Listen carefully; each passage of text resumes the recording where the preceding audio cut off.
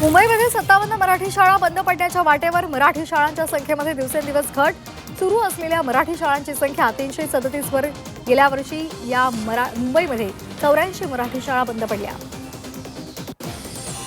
नंदुरबारमध्ये कॉपीमुक्त अभियानाचा फज्जा. 10वीच्या परीक्षेमध्ये कॉपीचा सुळसुळाट. नंदुरबारमध्ये कॉपीसाठी स्पायडरमॅन पॅटर्न. पोलीस बंदोबस्त नसल्यामुळे कॉपी बहादरांची चांदी. महाराष्ट्र केसरी स्पर्धा 2026 संदर्भात बैठक. पुण्याच्या वाघोलीमधील बैठकीमध्ये नियोजनासंदर्भात चर्चा. वाघोलीमध्ये होणार यंदाची महाराष्ट्र केसरी स्पर्धा. सहकार्य करण्याचं गावकऱ्यांचं बैठकीत आश्वासन. केएम रुग्णालयामध्ये आयव्हीएफ केंद्र सुरू होणार. सोमवारपासून पीपीपी तत्वावर सुरू होणार आयव्हीएफ केंद्र.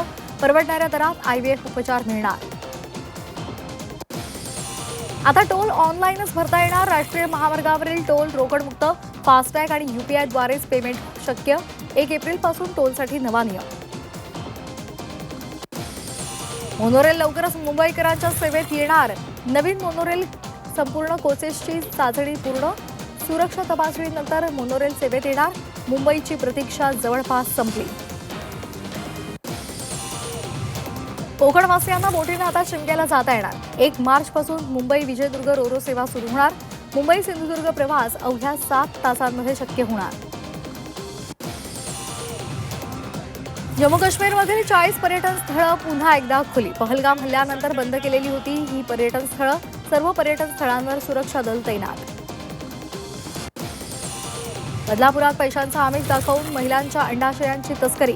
पोलिसांनी दलालांच्या टोळीच्या मुसक्या आवळल्या. 3 महिलांना अटक. पुण्याच्या हडपसर परिसरामध्ये मध्यरात्री आग. लोहिया उद्यानाशेजारील कामगारांच्या घरांना आग. 19 घरं जळून गेली. संसारोपयोगी साहित्यही त्यामध्ये जळालं. तपोवनामधील वृक्षतोडीचा मुद्दा पुन्हा गाजणार. वृक्षप्रेमी आज तपोवनामध्ये आंदोलन करणार. महापालिका प्रशासनाविरोधात वृक्षप्रेमी आक्रमक. कोल्हापुरात दागिन्यासाठी नातवाकडून आजीची हत्या. चहातून विष देत नातवानं आजीला संपवलं. मौज मजेसाठी पैशाची गरज असल्यामुळे हत्या केल्याची कबुली. पुण्याच्या शिरूरमध्ये बिबट्याची दहशत. भक्ष्याच्या शोधामध्ये बिबट्या. पोल्ट्रीच्या छतावर. परिसरातील शेतकऱ्यांमध्ये भीतीचं वातावरण. बिबट्याला जेरबंद करण्याची वन विभागाकडे मागणी.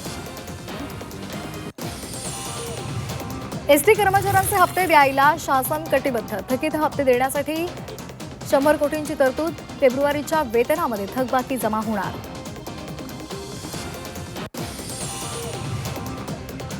चिलीमधील सॅन्टियागोमध्ये ट्रकचा भीषण स्फोट.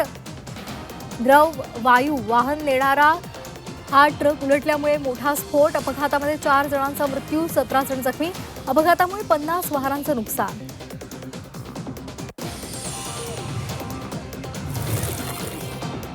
पुण्यामध्ये अल्पवयीन मुलीवर अत्याचार.